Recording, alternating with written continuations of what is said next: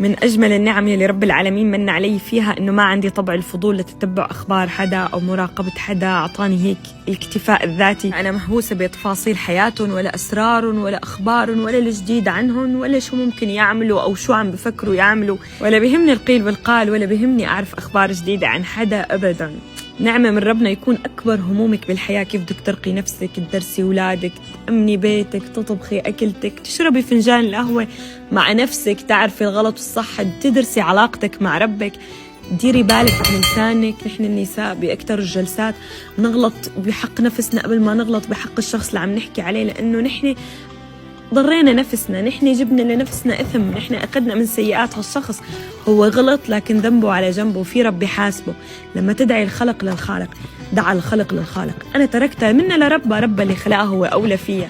بينما نحن النسوان بلا بلا بلا بكل جمعة بلا بلا، من الفراغ نحن لازم نعبي وقتنا.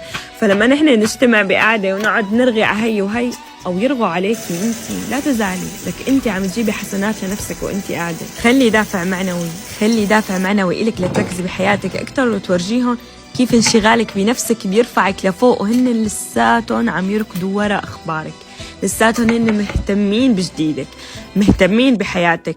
ما بدي اسمع من بعد اليوم واحدة عم تقلي والله حكوا علي، ويحكوا لك ويحكوا عم يحكوا على حالهم من خيبتهم قاعدين على خيبتهم ويتكلموا عنك. انت موضوع مهم، انت مثيرة للجدل بالمجتمع، انت إنسانة إلك قيمتك لدرجة انه هن عم بيفكروا عنك وعم ياخذوا ويعطوا بموضوعك.